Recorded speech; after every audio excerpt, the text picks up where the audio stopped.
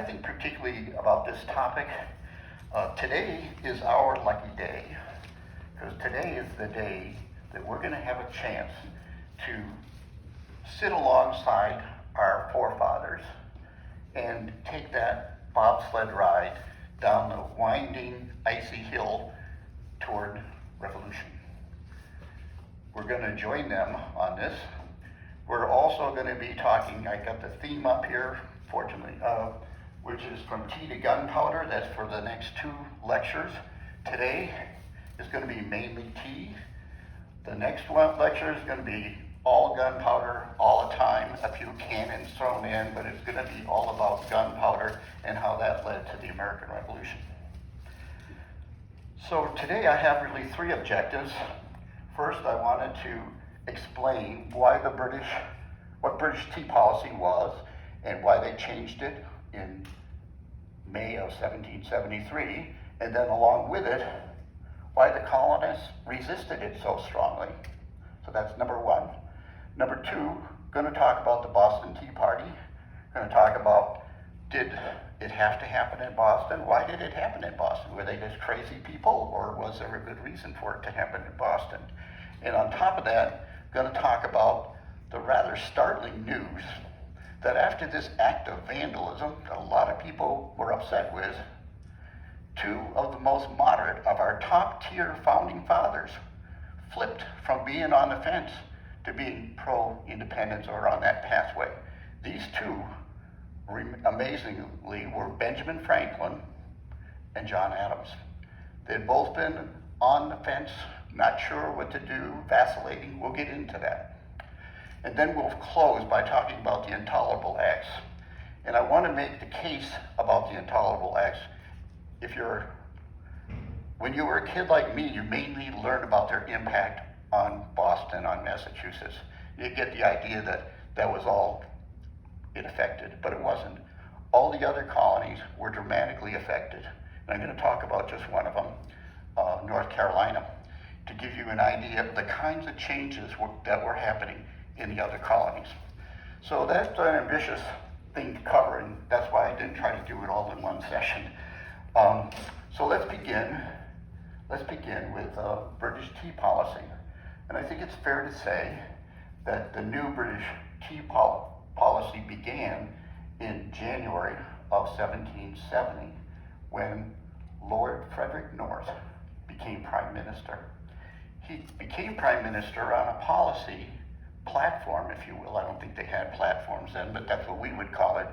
A platform that he's going to end the controversy in America, and he's going to end it by ending the Townshend duties, except for the one on tea. He'll keep that one. The rest he'll give up. That was his plan. Now, the interesting thing we need to keep in mind about Lord North is when he came on, my first reaction was, another prime minister? I mean, King George had been going through them. This guy lasted 12 years. If you were counting during our other lectures, the king in his first 10 years had at least 8 prime ministers. He had a lot of trouble getting a stable policy going. But with Frederick North, he deserves a little bit more attention from us because, for one thing, he was the voice of the British policies all the way up to 1782 for 12 years. So he was a stable element. Why did he go along with this moderate approach to the Townshend Acts that would only keep the tax on tea? Well, it looked differently whether you were a colonist or you were a king, basically. From the colonist point of view, things quieted down because they said, okay, we won 3 out of 4, and we can just stop drinking British tea, and they won't be able to take these revenues and pay the salaries of all their governors, lieutenant governors, courts, and so they won't have that absolute control. That was what they were thinking would happen. Frederick North knew better. He had better data. He knew at this time that in all probability, the tea revenues alone would suffice to pay for all the infrastructure that he needed. that they wanted to be able to appoint these people so they would be loyal to the king. They wanted to pay their salary so they would be loyal to the king, and they wouldn't be compromised in their relationships with the colonists like they were now, because the colonists paid their salaries. So they made it very straightforward. So he knew that that was going to be enough money for him to pay all of those salaries. And it did in fact work for a while to keep everything quiet. So there's a period of time when Lord North takes over, right up until about May of 1773 actually, that everything is fairly quiet, all quiet on the American front, as you might say. But then, let me tell you a little bit about Lord North first.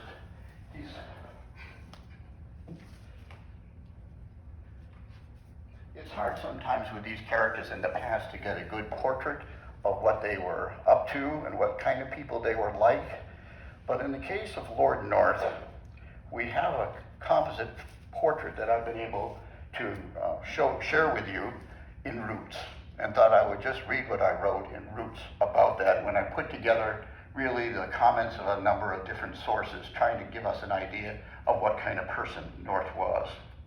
And it's pretty much agreed that he had very unique personal traits that greatly boosted his rise to power. He had great charm, he was a hard worker, he was diligent, he was not eloquent, but he was very good at small meetings, mediating around problems and arguments and disputes. He was like a behind-the-scenes guy, somewhat, it seems to me, like Newcastle, if you were here before.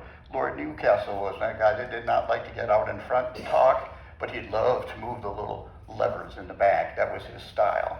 And so that's who you're kind of dealing with Lord North as well.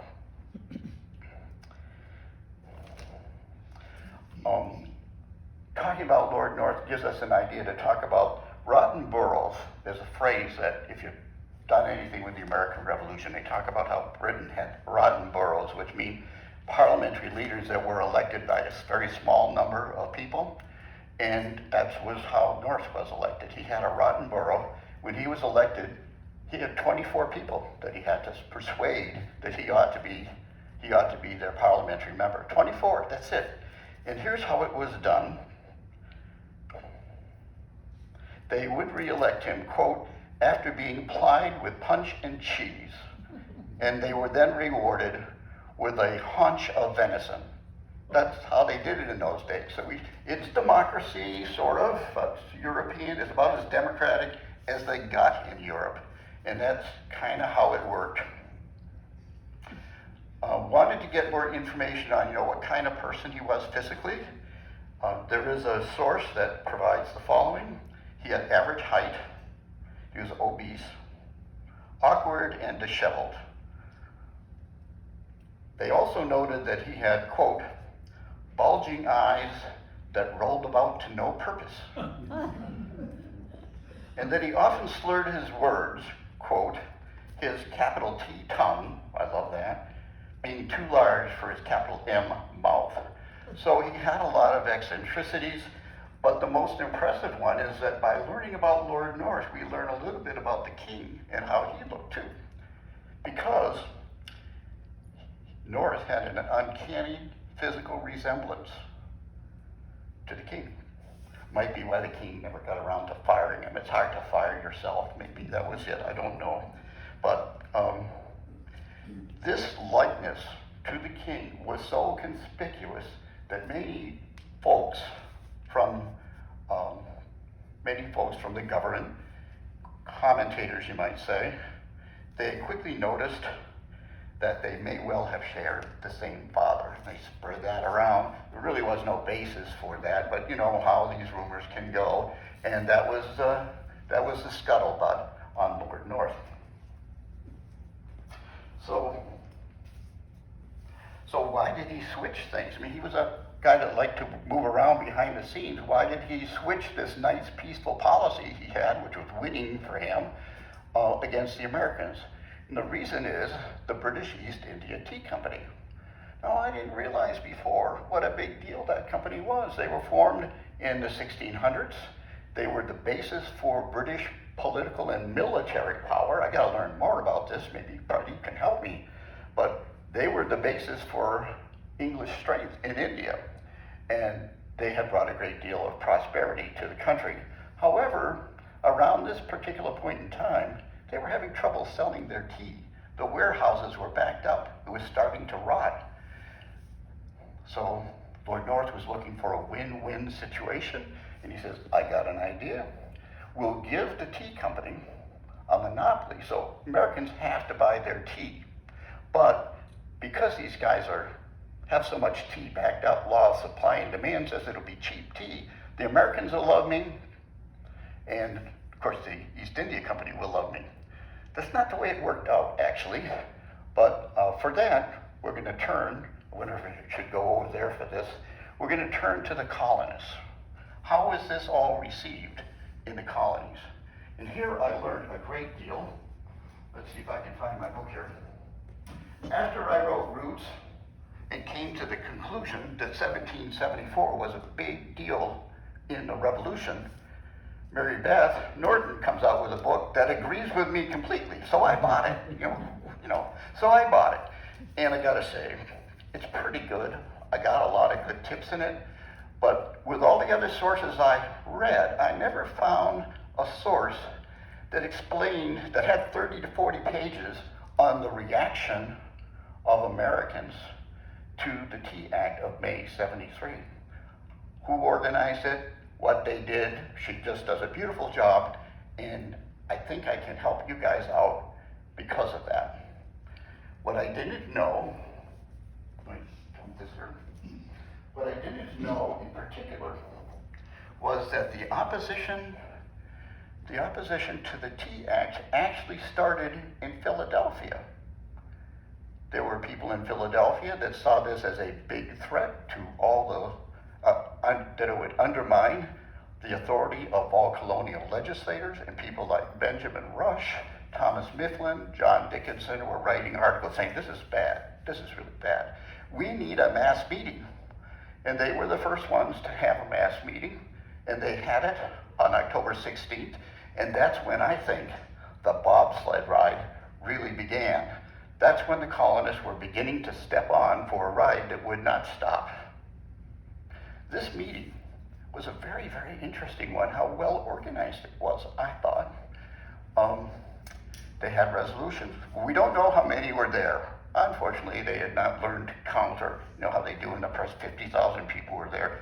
They said that meeting was at the State House, pretty big facility, and they said it was a considerable crowd. Unfortunately, that's not very specific, is it? However, they did say that all the leading men from the colony were there. So it was well represented, not just by rabble-rousers, if you will, but by some of the leading men in the whole colony. Mm-hmm. And what they identified was they passed a series of resolutions condemning the Tea Act on the grounds that I just mentioned, that it was undermining the authority of their assemblies because they wouldn't have much authority if the tea duties were paying everybody's salaries, they wouldn't have much influence. So they were making that point, and also the point that they really should approve any taxes. So they were making all of that.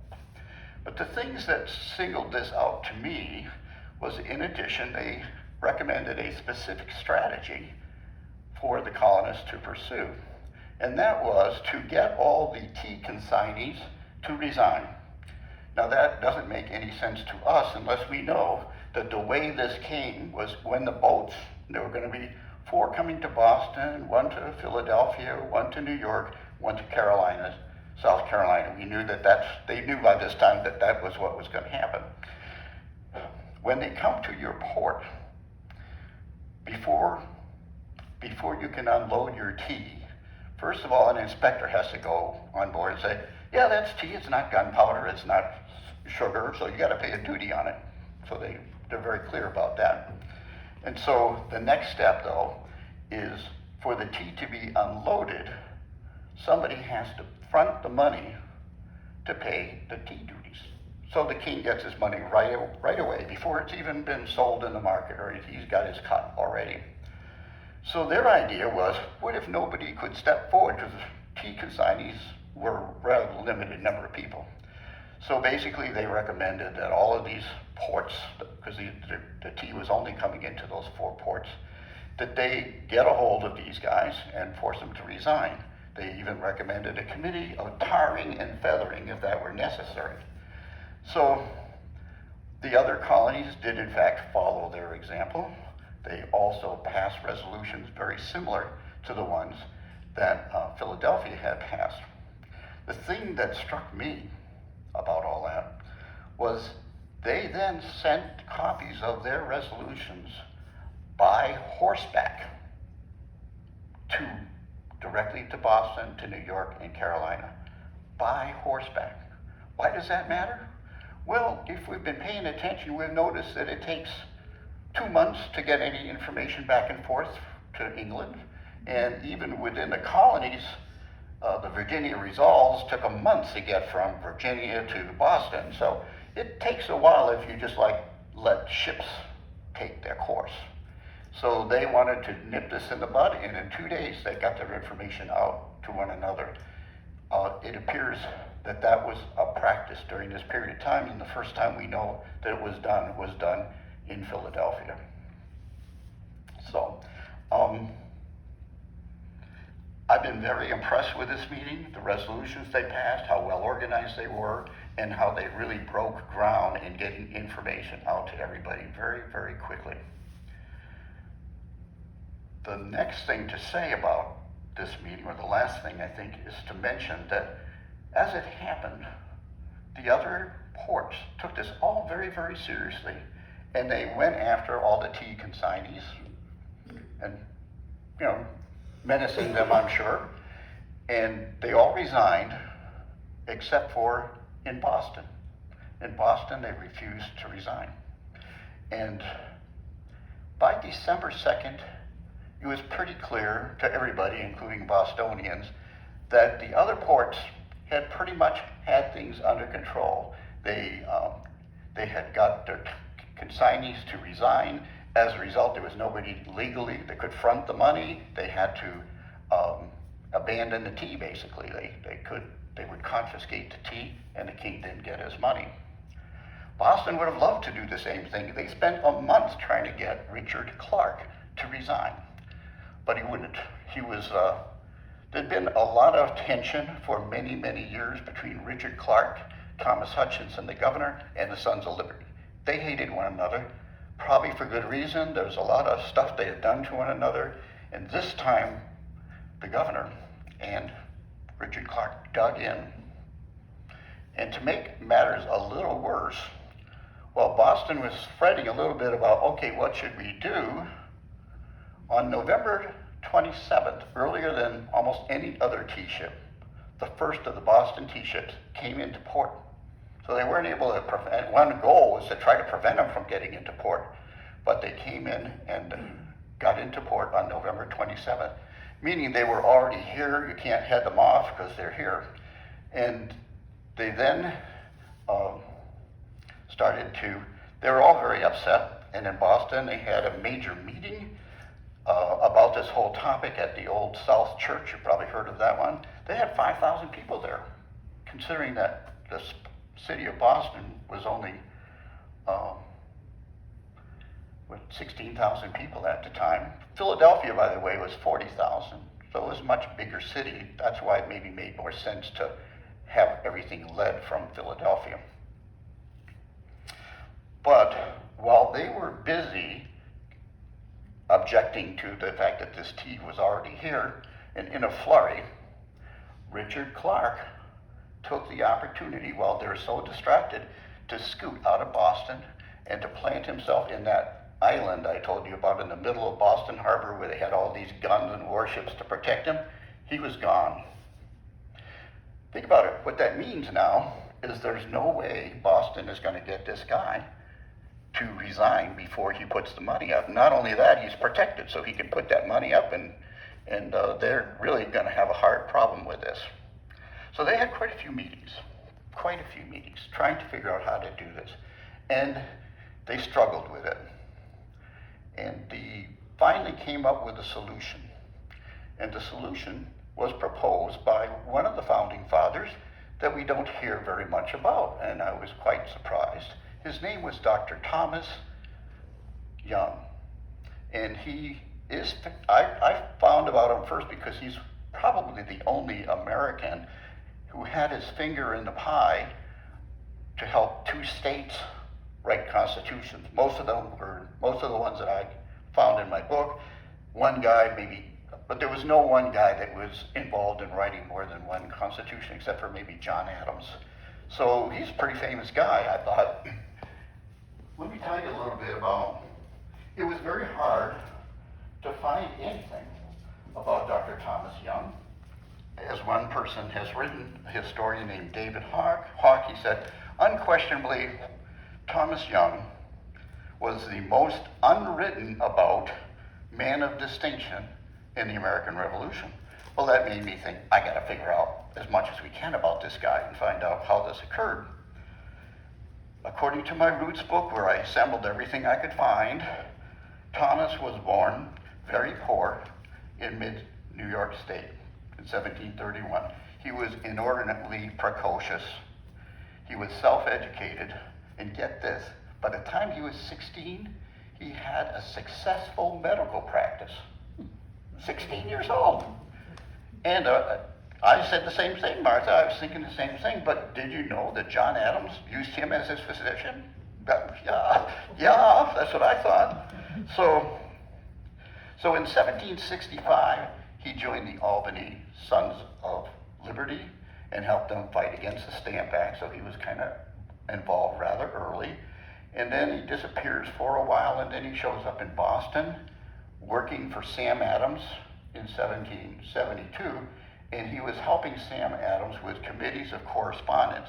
Now in Massachusetts, they not only had committees of correspondence to deal with all the other colonies, but it turns out they also had committees of correspondence from Boston to all the other little colonies throughout. I think there were like 250 of these, all throughout Massachusetts and Maine at this time. And the idea for communicating with them and getting them their own committees of correspondence, according to legend, was from Thomas Young. That was his idea to do that. So, let me see what else. He was a great speech maker. Probably not so great in those little meetings we talked about. But on December 16th, 1773, Dr. Young gave a hilarious and well-attended speech at the Old South Church. And his topic was, quote, the ill effects of British tea on the Constitution. I would have loved to tape that. Don't you wish they had tapes back in those days? Or even, a good person using secretarial skills. What do they call it? Shorthand. Wouldn't it? I mean, that'd be so cool. Yeah, let me interrupt. What Constitution was he talking about? I'm sorry? Oh, it's a funny speech, but I assume he's talking about the British Constitution, so. Oh, okay. Yeah, I don't think it's a double entendre, of course, effects on the mind, I think was what he was working in there too, the Constitution, the mental Constitution. I wasn't there, but I'm kind of guessing he was playing it for jokes. So, while he was speaking, some fake Indians threw 342 casks of tea into Boston Harbor. This did not bode as well for Thomas Young because it turns out there were many spies, British Tory spies in the rebel cause, and they were fully aware that this idea of dumping the tea was Thomas Young's idea. And they started to launch a vendetta against him, his wife, and his kids to try to drive him out of Boston, which they did. They drove him to Rhode Island. He stayed there for a while, and then he went to Philadelphia, where he went on. He reached his destiny, which was to be involved in two constitutions, and maybe more importantly, in a way, he was also in charge of the Continental Congress Hospital for all the soldiers in the Army. He was in charge of that, and he died fighting cholera. He's a cool guy, and maybe because He died from cholera in 1777. We don't hear as much about him, but I think he clearly deserved it. He deserved the attention. So he played that important role, which I didn't know. And so there's a lot to learn yet. Things are popping up. The other thing I wanted to discuss with you is that the immediate impact, I mean, we think of the long-term impact of the Tea Party in terms of the intolerable acts, but there was some immediately impact that was quite remarkable. And the first was with John Adams. Let me grab here he is, okay, my John Adams quotes. If you get a chance to read the biography, a recent biography of John Adams, it's so well done by Dave McCullough, I believe. And he talks about the whole period between 1770 to 73 as a very difficult one for John Adams. He was more and more getting concerned about supporting his family. He was concerned, because he was a very moderate individual, he was concerned that his cousin Samuel, well, not himself, a bomb thrower, but he hung around with bomb throwers, you might say, and he was afraid this would backfire. So he actually stepped away from the whole conflict for about 2 years. And according to his biography, he had sort of a mental breakdown, as best we can figure that out during this period of time. And then in 1773, he started to slowly come out of it. And apparently the Tea Party was a shattering experience for him, because instead of being critical of it, as we would have expected, he called it the grandest event in the history of the colonial protest movement, this act of violence. That's where he was now. In his diary, he said that the destruction of the tea was absolutely and indispensably necessary. He now began to see his cousin in a very different light and praised him as restrained in his passions and cool, genteel, and agreeable leader driven by the purest of motives. This was certainly not the John Adams. I hope that's not. This was not the John Adams of 1700. John Adams would continue to radicalize. In September of 1774, Massachusetts chose him, his cousin, and 2 others to represent them at the First Continental Congress. In that Congress, he developed a reputation for mediating disputes among the various delegates with different points of view. He seemed to have the gift for finding ways that they could both agree on something. He was becoming a great mediator.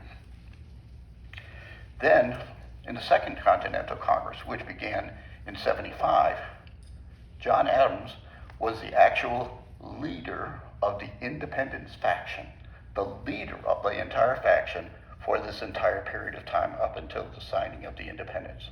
So he is a first-tier founding father for sure, and what we can see is that the Tea Party somehow flipped a switch and made him more comfortable with the idea that we have to make this move. And he even accepted violence, which was like way out of character for him. The other one that's really important is Benjamin Franklin. Now, Benjamin Franklin had been for the last 17 years, he was pretty much always in London.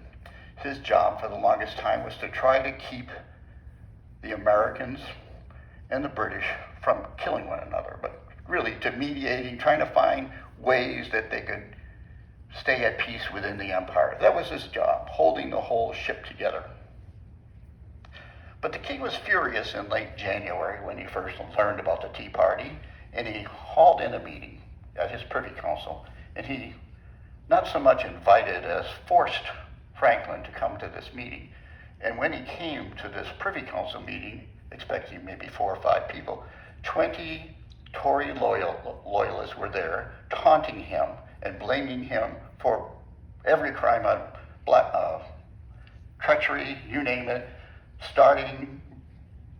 being the person behind the Tea Party. They just made stuff up and they just tore into him.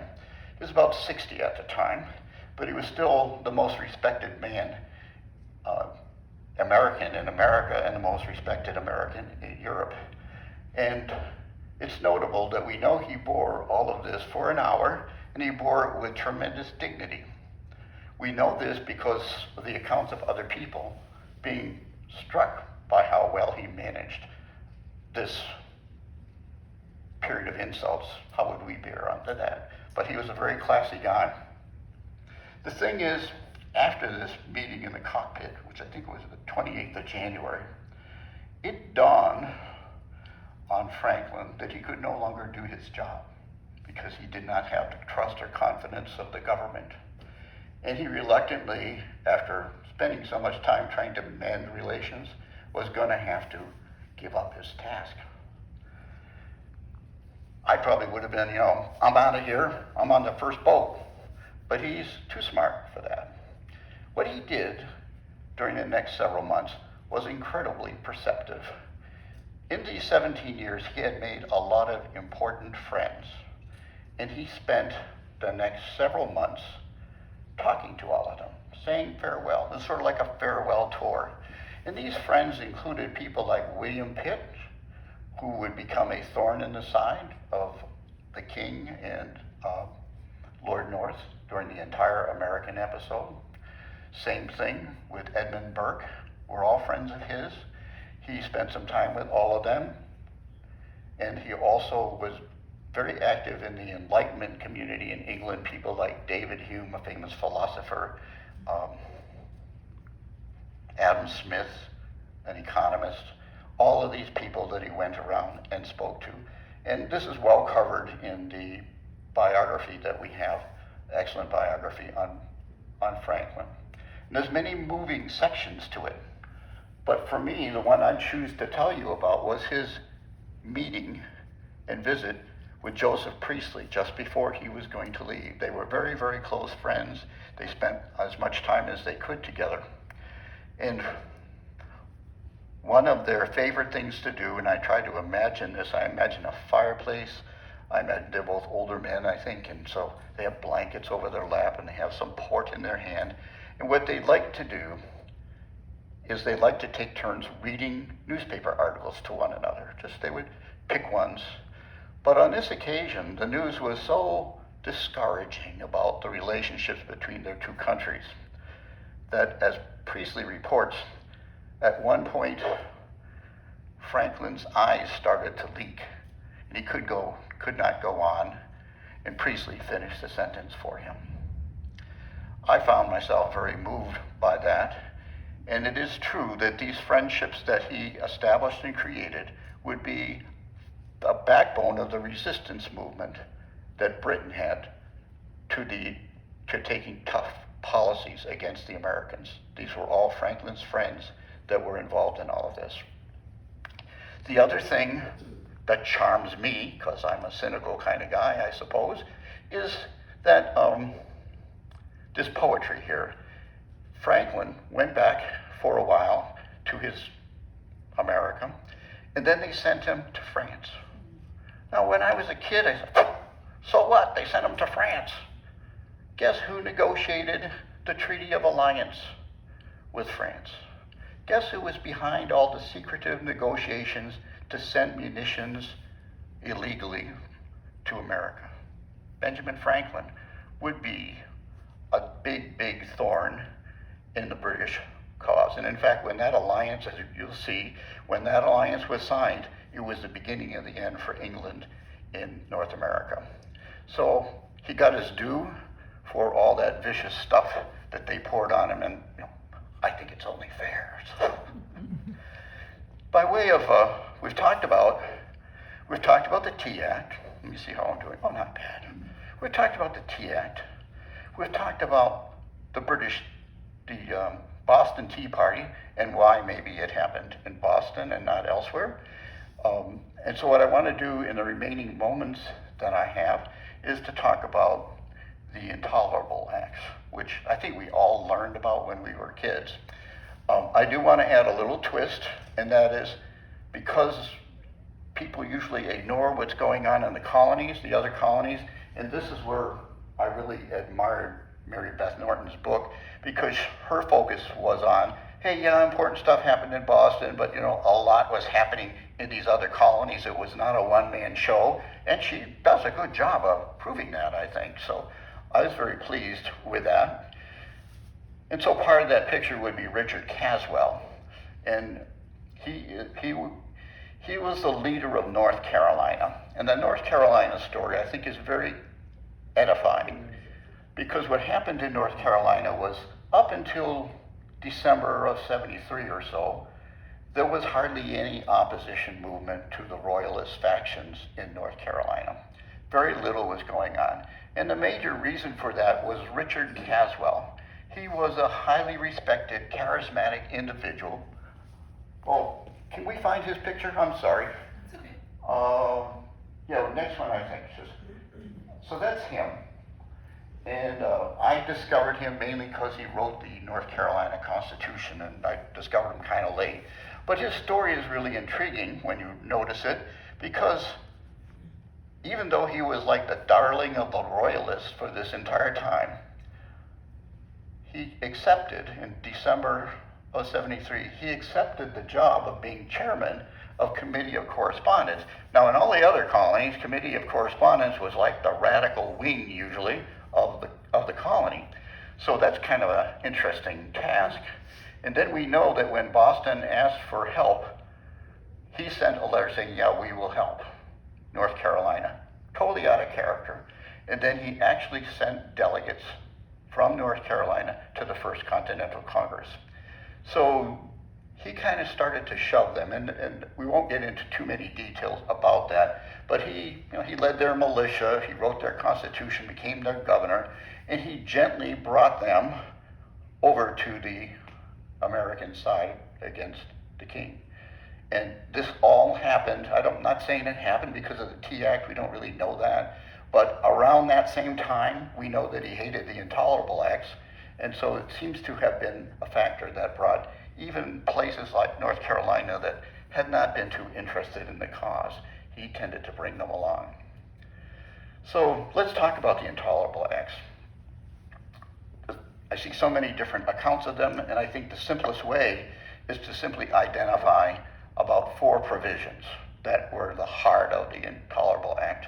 And they were, first, they appointed General Gage as governor of Massachusetts, a military governor who was also in charge of the entire British force in America. About 8,000 men were all under his authority at the same time, but now he would be headquartered in Boston.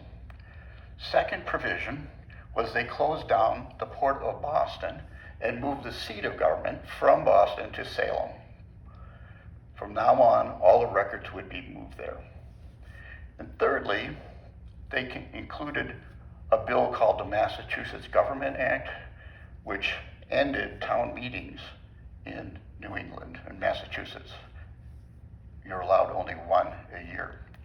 Doesn't sound that bad, but they also then changed the charter, where the Massachusetts charter for so long had included a provision where the legislature picked all the governor's advisors. That was eliminated. The king was going to pick them all from now on. So those were the Intolerable Acts. How did it all go? At first, not too bad. General Gage arrived on May 15th, a very sunny day, and wasn't greeted nearly as hostilely as customs officers had. No celebrations or anything, but it was civil, went reasonably well, and then on June 1st, he moved the government, like he was required to do, moved the government to Salem. I should be happy I was from Salem, so, well, not really happy. But anyway, so he moved the government to Salem. But there's an old adage, while the cat's away, the mice will play.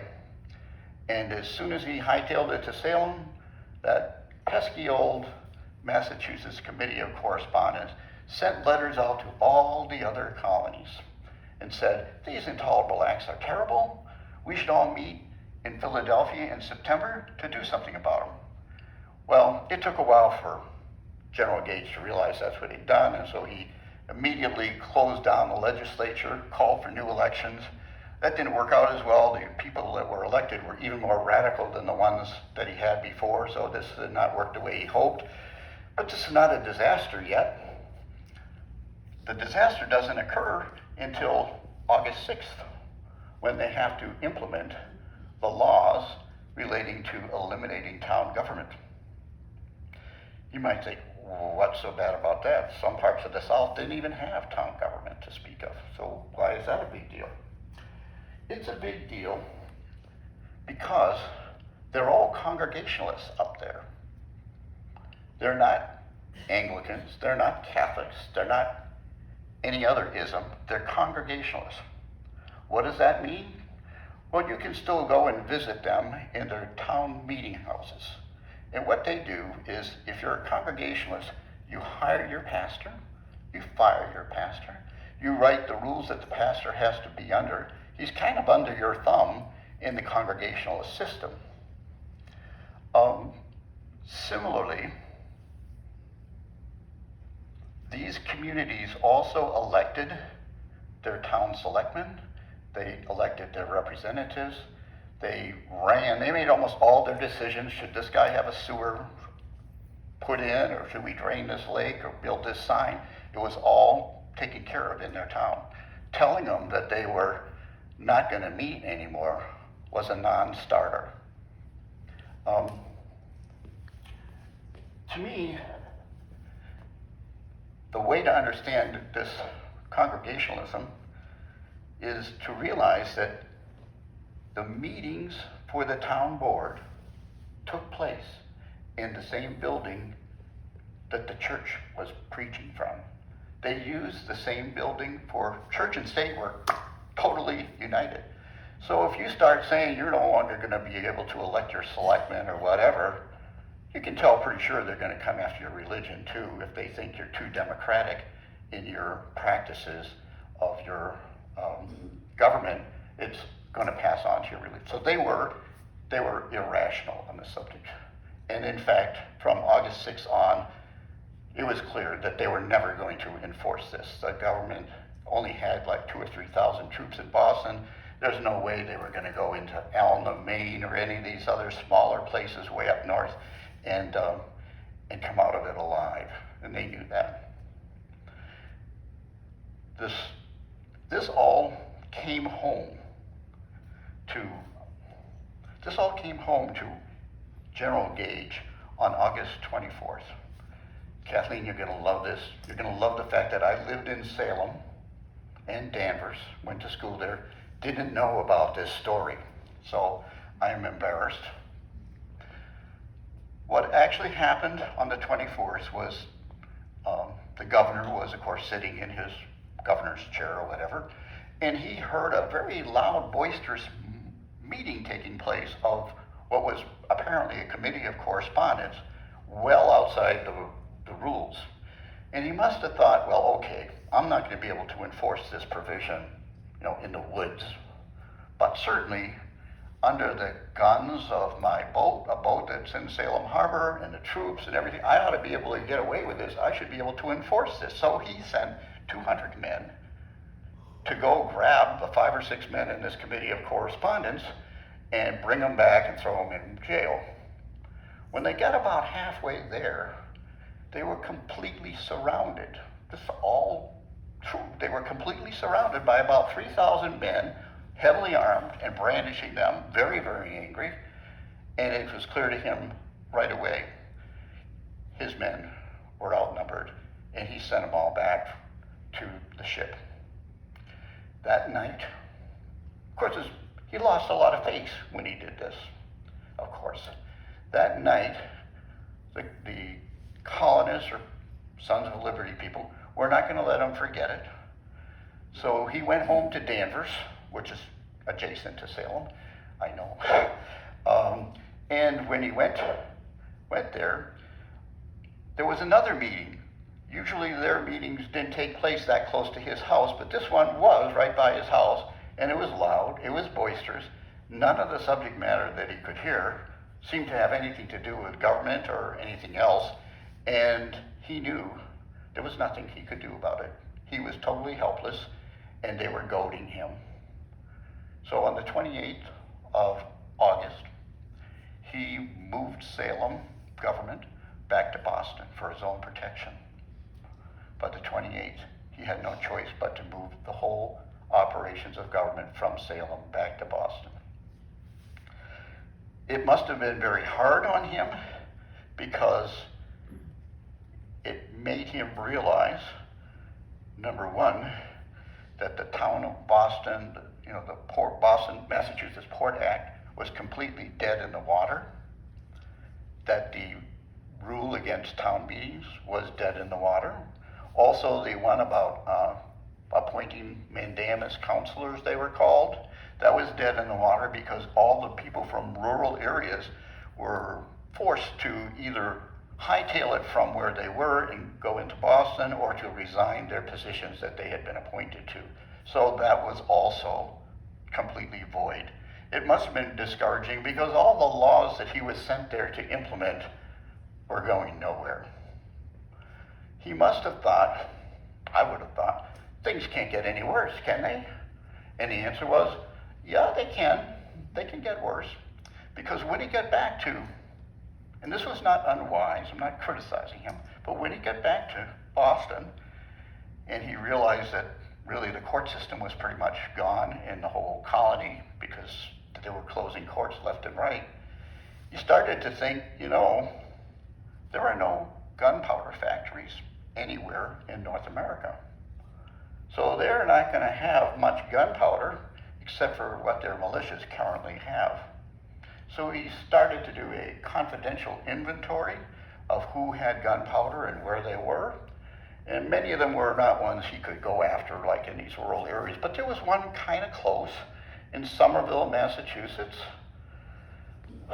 where Sarah lives now. Somerville, Massachusetts, they have a place called Quarry Hill, and they had an arsenal.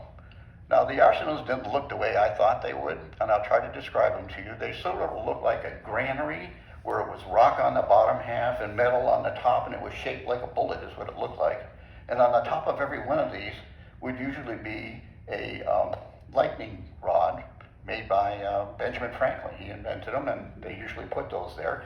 You pretty much needed to do that because if you tried to remove powder from one of these arsenals at daytime, you used a torch.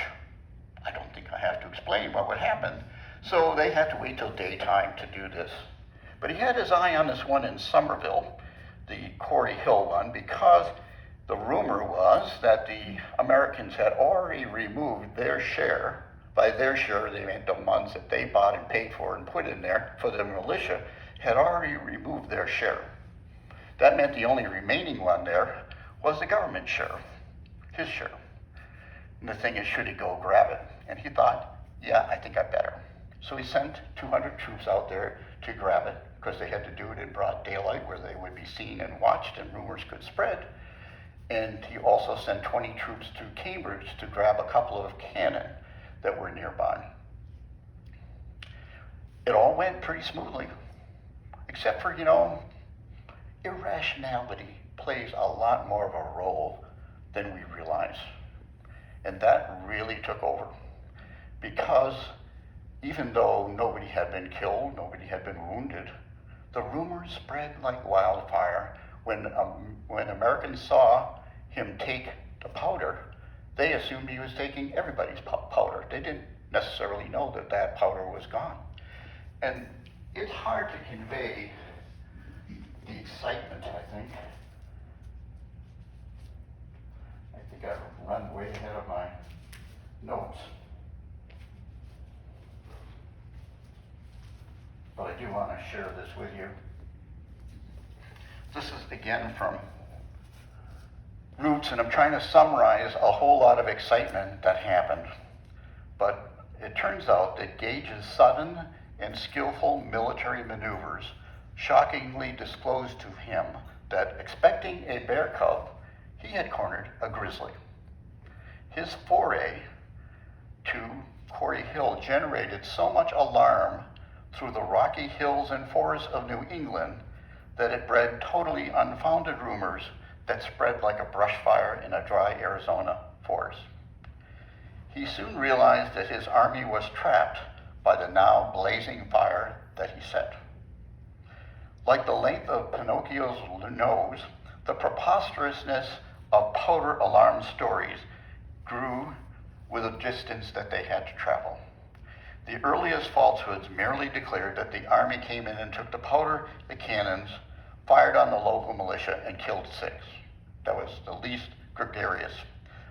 Then, as time passed, in response to that, nearly every militia company within 40 miles, about 20 to 40,000 men, started marching toward Cambridge.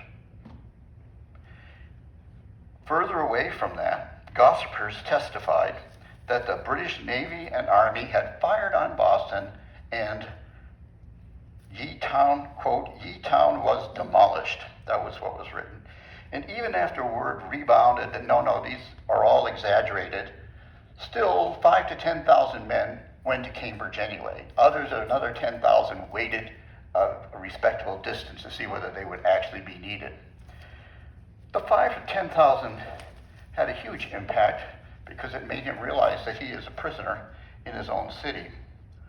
It also intimidated General Gage in another way because he had spies in the rebel camp. And they said that that 40,000 figure, all the other stuff was wrong, but the 40,000 soldiers there, that was correct. There were 40,000 of them that were prepared to do something. And there were many within the city of Boston who now believed that these militia leaders were determined to slaughter them. By way of closing, I just want to help capture what was going on in the minds of these people.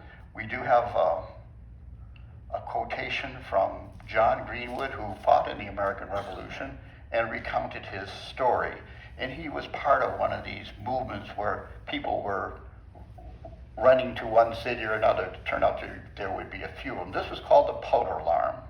And then he writes the following, if you want to know what was in their minds. While I was at school, the troubles commenced, and I recollect very well of hearing the superstitious accounts which were circulated around.